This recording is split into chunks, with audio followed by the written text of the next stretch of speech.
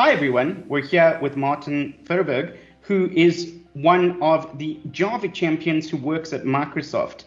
And also, we're going to ask him a few questions around being a Java champion and around his plans for Java at Azure. Hi, Martijn, tell us a little bit about yourself and your role that you play. Cool. Hi, Rory. Thanks for having me. So my role is, let me guess, I'll roll back to August 2019. So at that time, I was running a company called JClarity, which was a startup I co-founded with Kirk Pepperdine, and who's actually a fellow Java champion. We were focusing on providing Java and JVM performance tuning software, or software as a service. And we were using machine learning to go and identify root causes of performance bottlenecks. So in August 2019, Microsoft decided they liked what they saw and they acquired JClarity.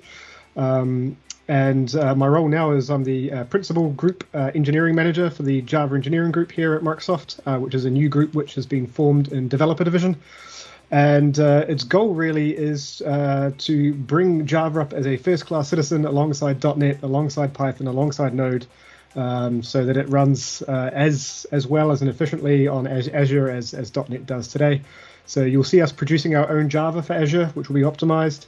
You'll see us delivering performance analysis tooling to make sure that people can see inside the black box and get the most out of their Java on Azure.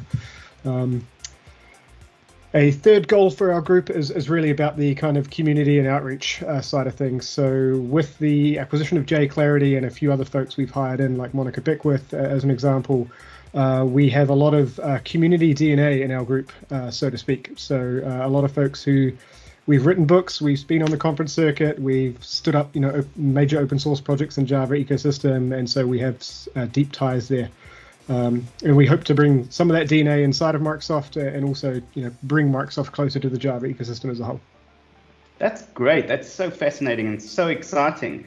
You mentioned that you were a Java champion. Can you tell us a little bit about what is a Java champion? What are the roles and the responsibilities, and how you also plan to take that privilege into Microsoft going forward with your roadmap?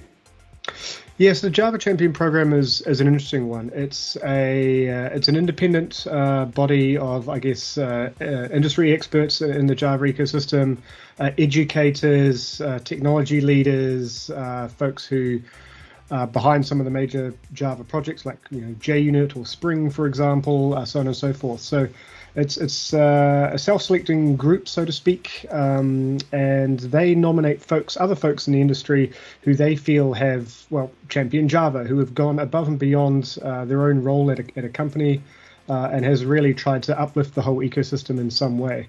So I was nominated as one of those back in 2012, which was a great honor at the time. And that was primarily for the work I'd done around bringing Java users, Java developers back into the standards body discussions, back into actually having a voice at the top of the Java ecosystem, so to speak. So kind of long story short, when the Apache Foundation left the Java standards body some time ago, I decided via my Java user group, the London Java user group, to step into that gap. We ended up winning the election. We got a seat on the standards body. And ever since then, we've acted as a voice for the Java developer. So that's how I got to be a Java champion, amongst a few other bits and bobs I did. And the roles and responsibilities are kind of interesting. It's just purely a group of individuals. It doesn't really have a group remit as such. Every once in a while, we will get together collectively and do something like write an industry white paper or a letter, for example. The most recent one we did was to reassure the ecosystem that Java is still free, which was a very important message to send out. There's a lot of confusion after Oracle changes to the subscription and release model. So there's about 250, 300 Java champions in the world. And I'm pleased to say that Microsoft's got a good heavy dose of them. I think we've got 10 now. So we're maybe in second or third place in terms of number of champions in our company. It's pretty cool. And how do you actually plan to leverage that to really get Microsoft's Azure platform to lead and also be center stage for Java? Yeah, so it's a great question. So Microsoft has always had an incredibly strong developer ethos. It understands developers, it knows developers, it builds incredible developer tooling in the Visual Studio Code families. Obviously, the creator of .NET, TypeScript. So it's not as if we needed to come into Microsoft and lend any kind of expertise or knowledge there on how to deal with developers. But the Java ecosystem is different, right? It's a much broader ecosystem. Java is a very, very broad church, as we like to say.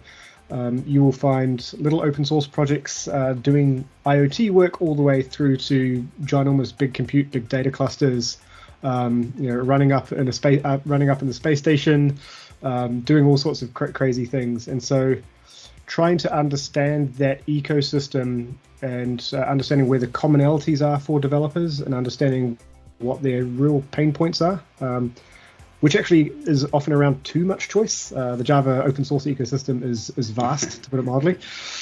And that's what we're kind of wanting to bring to Azure. So an understanding of that very, very broad church and picking out the fundamentals that Java developers really, truly care about and making sure they have a first-class experience doing that on Azure.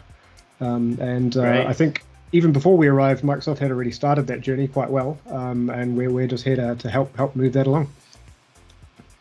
Really exciting. Really, I am a cloud developer advocate for Java and part of your extended team, and I'm really excited to be part of this really initiative to bring Microsoft's Java leadership to the forefront. Thank you so much for the time today, and I look forward to some incredible insights and new innovations that you're going to bring in the Azure roadmap. Thanks so much, Martin. Cool. Cheers. Thank you. Cheers.